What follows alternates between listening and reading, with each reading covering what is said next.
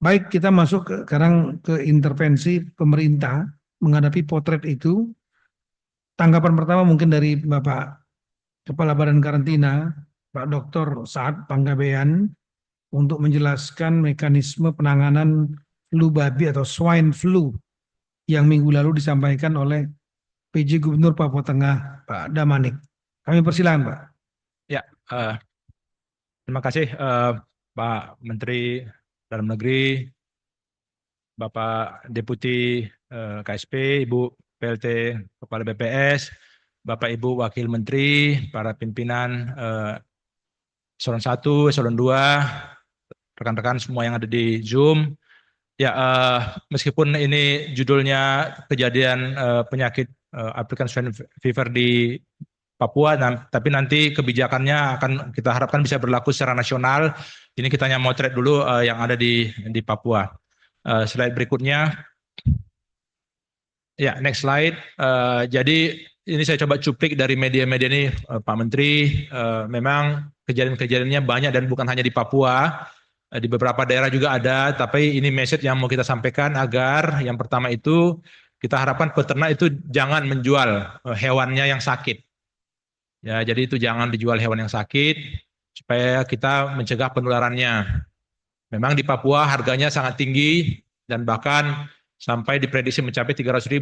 Betul juga itu kalau babi itu ukurannya sampai 100-150 ekor, itu pasti harganya sampai puluhan juta. Namun juga ada info kita dapat juga bahwa ada harga yang tinggi di Timika itu sampai 200.000 per iris. Per iris itu sekitar lebih kurang 1 kilo itu Pak Menteri. Nah, ini disinyalir pedagang melanggar kesepakatan dengan pemerintah. Tapi kita dapat informasi pemerintah di Papua sudah melakukan komunikasi dengan pedagang sehingga harganya mudah-mudahan harganya bisa tetap sesuai dengan yang disepakati. Nah, ini potret ini sebenarnya berlaku hampir di seluruh Indonesia dan ini case-nya kita angkat yang di Papua. Next slide. Kami akan menjelaskan sedikit ini Pak Menteri bahwa African Swine Fever ini itu ada di babi sebenarnya, baik itu yang di ternak ataupun yang di hutan, dan ini disebabkan oleh virus. Nah, ini virusnya ini tingkat kematiannya sampai hampir 100%. Jadi kalau tertular itu kemungkinan akan kena. Ya. Nah, jadi masa inkubasinya memang 5-15 hari, namun di poin nomor 5 tadi itu, ini di sini nih sifat dari virus itu, dia bisa berada di dalam kandang itu sampai 140 hari. Dari di perut orang, bahkan di karkasnya sampai 18 bulan. Nah, jadi seperti itulah sifat dari virus ini, tetapi yang nomor 6 ini yang sangat mengkhawatirkan, hingga saat ini di Indonesia belum ada vaksinnya. Nah, jadi Bapak Ibu teman-teman, kalau dulu ada kasus flu burung, kita punya vaksin. Selesai urusannya, unggas-unggas kita aman. Kemarin ada PMK untuk sapi, kita punya vaksin PMK, selesai urusannya. Nah, yang untuk ini babi belum ada belum ada vaksinnya hingga saat ini. Nah, inilah yang menjadi kekhawatiran kita. Nanti ke depan saya pikir nanti akan ada pembicaraan lebih lanjut. Nah, ini bisa bertransmisi ini melalui produk-produknya. Produk-produknya itu bisa dari dagingnya, dari dendeng, dari kotorannya, dari alat angkut terutama. Jadi alat-alat angkut ini juga disinyalir juga itu membuat kontaminan kepada semua faktor-faktor yang akan ada. Nah, ini yang menjadi kekhawatiran kita statusnya terkait dengan ASF ini. Next slide. Memang di Papua ini sebarannya cukup menarik. Kemarin kita coba exercise yang di Mimika ini Pak Menteri, bahwa ini kejadian di Januari itu kemarin kita coba exercise. Ini kelihatannya ini pergerakannya ketika para pekerja-pekerja itu perantau itu pulang ke kampungnya, ada yang ke Sumatera, ada yang ke Jawa, ada ke Sulawesi dan segala macam. Ketika kembali ke Mimika, mereka membawa salah satunya adalah produk-produk seperti itu, karena memang ini sangat mahal di sana. Nah, untuk itu kondisi ini yang perlu kita koordinasikan lebih lanjut supaya bukan hanya urusan dari pemerintah juga, tapi juga dari masyarakat juga kita perlu melakukan edukasi. Next slide. Nah, ini sebenarnya potretnya begini Pak Menteri, Bapak Ibu, teman-teman. Kalau kita lihat di peta ini sebenarnya di Papua itu density-nya itu tidak terlalu setinggi yang ada di misalnya di NTT, yang ada di Kalimantan Utara atau di Sulawesi Selatan. Tapi memang karena berdampak inflasi yang ada di Papua. Nah, memang Papua ini menarik karena banyak masyarakat kita di sana itu membutuhkan daging ini. Sementara di provinsi-provinsi lain bisa disubstitusi dengan daging-daging yang lain.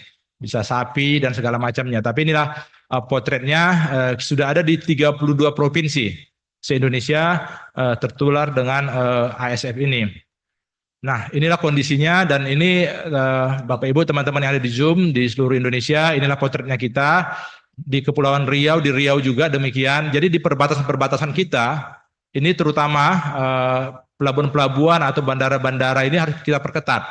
Nah, tetapi perlu kami sampaikan juga di sini bahwa tidak semua pelabuhan atau pintu-pintu pemasukan itu ditetapkan sebagai pintu pemasukan oleh negara. Ada yang belum ditetapkan, misalnya pelabuhan-pelabuhan rakyat, pelabuhan-pelabuhan untuk kepentingan khusus dan segala macam yang kemungkinan itu ada pergerakan di sana. Termasuk juga di Kalimantan itu ada istilahnya jalur-jalur tikus yang tidak mungkin diawasin.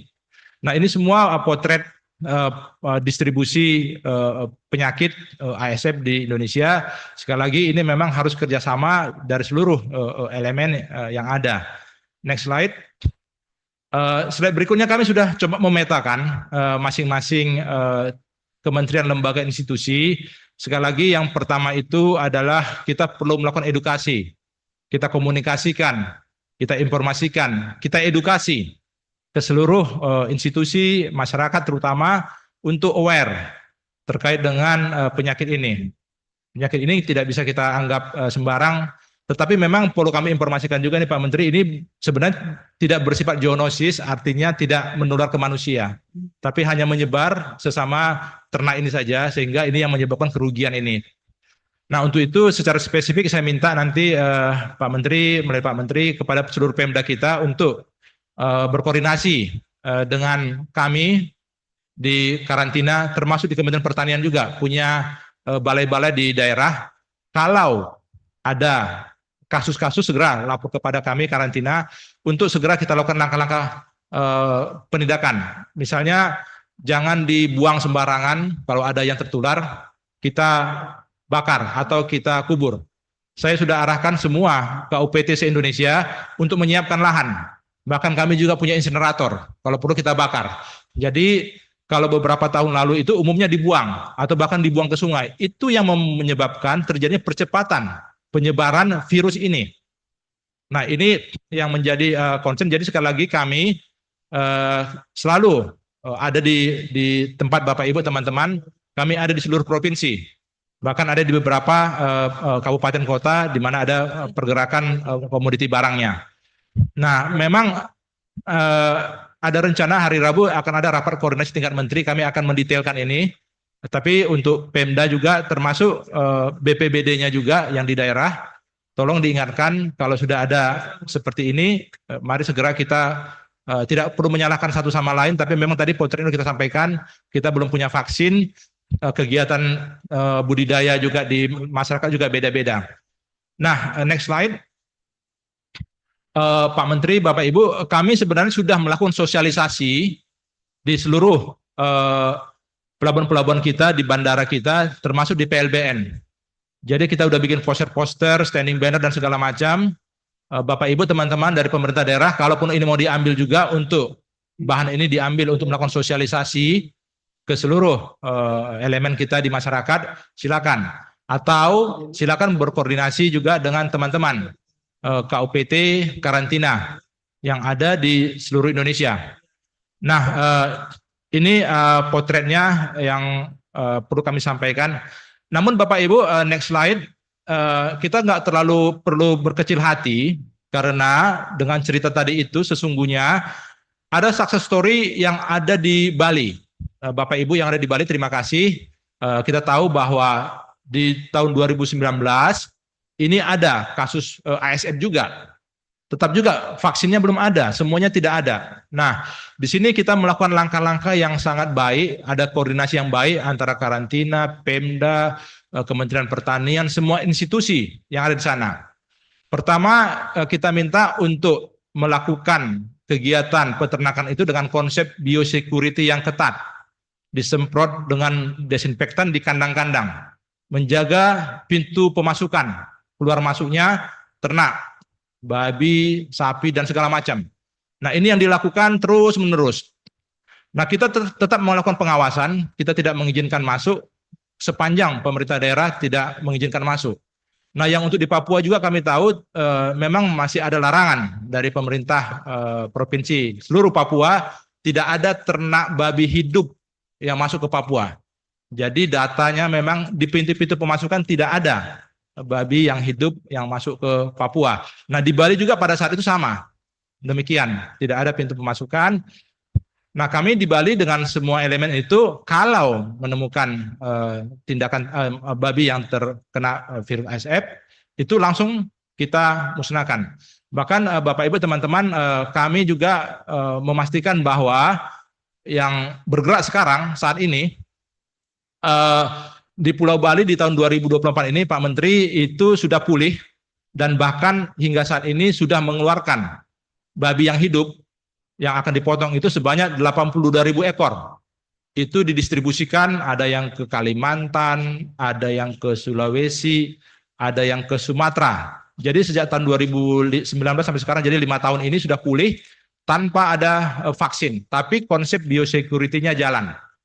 Bibit-bibit babi sekarang lagi ada proses restocking untuk mengembangkan babi di daerah-daerah lain, juga sudah dikeluarkan sekitar 250 ekor, serta daging babi yang sudah dipotong itu ada sebanyak 1.500 ton lebih. Jadi message yang mau kami sampaikan ini, Pak Menteri, kami Badan Karantina siap membantu, terutama Bapak Ibu di pemerintah daerah, kalau ingin mengadop apa yang dilakukan oleh teman-teman di Bali, kami akan membantu. Kami akan kawal, baik itu kita melakukan diskusi, pelatihan, atau apapun itu di Bali, dan juga kami akan membantu mengimplementasikannya di tempat Bapak Ibu di daerah masing-masing. Kami karantina siap 24 jam membantu karena salah satu tugas kami adalah di sini. Sekali lagi kami punya laboratorium untuk memeriksa di seluruh Indonesia. Punya laboratorium yang terakreditasi, yang diakuin. Jadi Bapak Ibu sekali lagi konsep biosecurity itu yang utama ternyata di Bali ini. Kita lakukan desinfeksi, kita cegah orang lalu lalang dengan bebas, kita lakukan kegiatan peternakan dengan baik. Memang saat ini baru ada serumnya, serum convalescence, itu artinya itu bukan vaksin. Nah, serumnya ini diambil dari babi-babi yang terkontaminasi ASF, kita ambil serumnya, kita coba ujikan ke babi-babi yang ada. Tapi memang tingkat efektivitasnya rendah. Jadi sekali lagi Bapak Ibu teman-teman pemerintah daerah yang tadi merah-merah tadi itu, mari kita coba yang di Bali ini. Kami yakin dengan kita belajar di Bali ini kita bisa. Kami dari Badan Karantina Indonesia, juga dari Kementerian Pertanian, ada Balai Veteriner akan membantu kita semua. Saya pikir ini dari kami, sekali lagi kami 24 jam silakan dihubungin. Kami punya semua pegawai di seluruh Indonesia di 38 provinsi kita. Saya pikir demikian dari kami, Pak Menteri. Terima kasih, Pak.